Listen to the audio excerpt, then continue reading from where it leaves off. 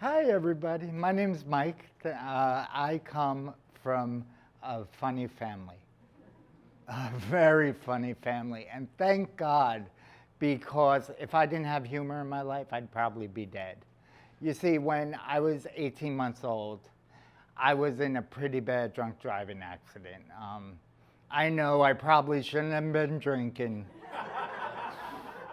Who gives a toddler Kahlua and breast milk? I don't know. But it tastes great. You got to try it, sir. I know you'd like it. Anyway, it was an accident where we were going over the Bayonne Bridge, and a car came hitting us head on.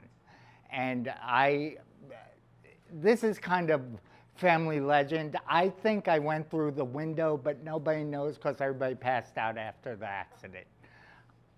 I died, and I was revived on the scene. And then they brought me to the hospital, and I died again. And then I went into a coma for about 2 weeks. And that was really hard because they didn't expect me to live. And so my mother was 23 years old at the time, and she was young. I can't imagine being a 23-year-old with a child in a coma, not knowing if they're gonna live or die. So I ended up going home, and thank God I did, because my family raised me with humor. They raised me to be a fighter, and they raised me to attest to the adage, if you fall down, get back up. And that's what I did my whole life. And I realized everybody wants to feel sorry for the disabled kid. When I was 7 years old, I realized that if I made people laugh, they wouldn't feel sorry for me. So laughter became my coping mechanism and my strategy to get people comfortable around me. And it was a great strategy because it allowed me to move in and out of social groups very easily, and it allowed me to be comfortable around people. And then as I was growing up, I thought, you know what? I like this funny business. Let me try stand-up. So I was 19 years old in 1995. If you're good with math, I'm 47. If you're not good with math, I'm 82. So in 1995, I tried stand-up for the first time, and I blew the light, which means I talked way too long, kind of like now. And so I went on, and then they let me know I needed to get off stage, and I did. And I got the bug, and I loved performing from that moment on. But I didn't do it like a career until I was about 25 years old. You see, what happened when I was 25 was I went through a really bad breakup, and I didn't know how to handle it. I was dating this guy at the time, and we were only dating 5 months, but it was my first adult love, and you know how bad that is, right? When someone breaks your heart, you want to just crawl. I went from never doing drugs to snorting cocaine and smoking crack within 6 months. And I gotta tell you guys, I love crack. Oh my God. I'd be smoking crack right now if I didn't think I'd die of a heart attack. Like, it's some good stuff. If you haven't tried it, do it. No, I'm not saying you should try crack, but if you do, 3 times, that's how you know you're addicted. So I did a lot of crack. I had a lot of promiscuous sex. And in April of 2002, at 25 years old, I found out I had HIV. Right? It's kind of what I was expecting.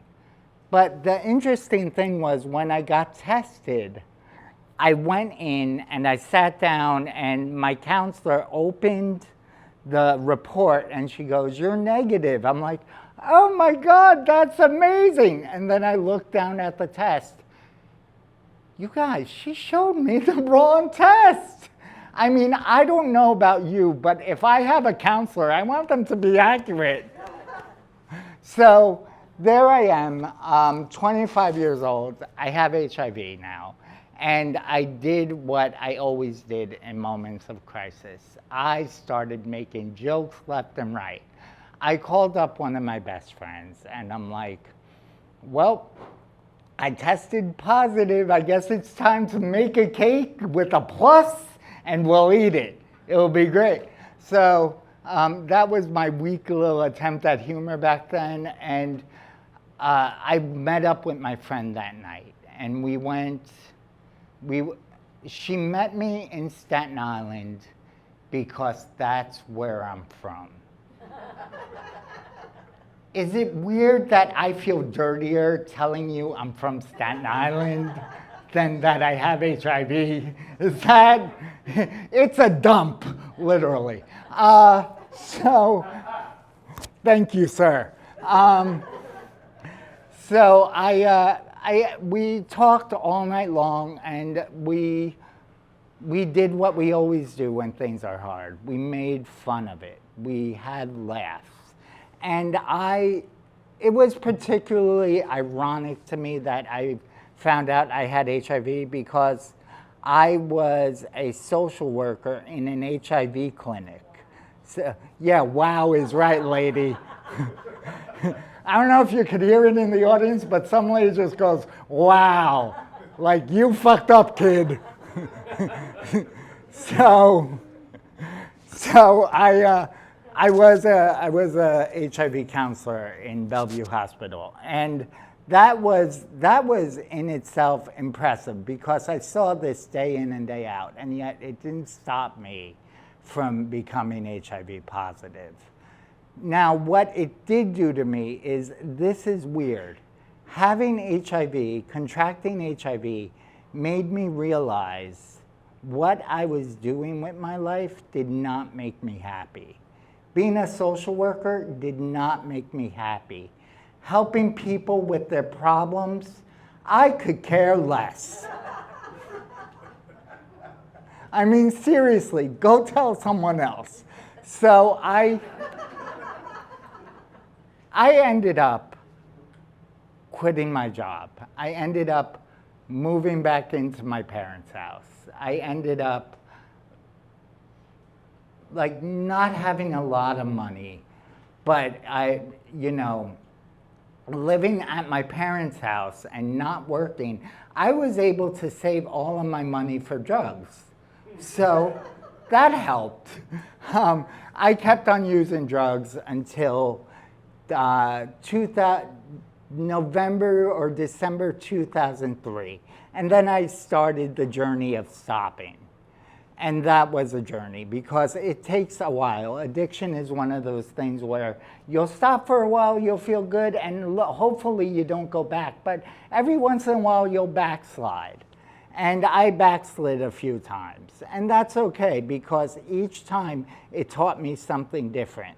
Like the last time I backslid, it taught me that you could really mess up your memory from drugs.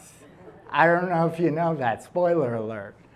But it's really, HIV was the one thing that I could actually say saved my life. After I left my job at Bellevue, I ended up turning my full attention to stand-up comedy. In 2002, I started pursuing stand-up like it was a career, going to open mics like it was my job.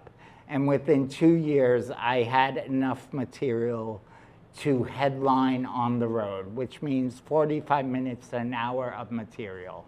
So all I did, every time I wanted to smoke some crack, I wrote a joke. That's a good strategy in life. If you ever want to do something negative, do something opposite. Write a joke, go for a walk, get on the treadmill, exercise. That's what my mother used to tell me. So stand-up really started to change my life. I learned how to be confident again. I learned how to tell a joke. And I learned how to take care of myself because I was doing something I cared about. Stand-up is one of those things that goes along with laughter and can really make a difference in people's lives. What it taught me was I can learn how to craft a joke and say it with compassion just as well as I listen to a person tell me their problems and respond compassionately. And it's a lot more fun telling it in a joke, I gotta be honest. I love that laugh, by the way. It's very impressive.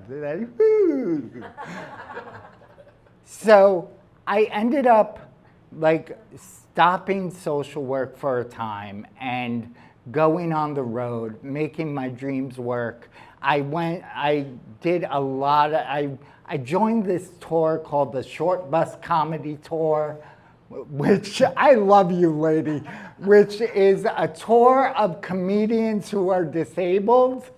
And we were on the Opie and Anthony show. And on the Opie and Anthony show, I got two of the biggest compliments from my life from Patrice O'Neill and Ralphie May. So I found my target audience, dead fat guys. They love me. So stand-up has really been the thing that has changed my life, and laughter is at the heart of it. Like I said, I come from a very funny family. I once went bungee jumping. And this is how I can tell you I come from a very funny family. I told my mother I went bungee jumping. She looked at me and she goes, "Now why would you do that? You're already living on borrowed time." That is humor, my friends. That is humor. I find that I love helping people. And if I can do it through laughter, it feels like I'm on top of the world. Thank you so much.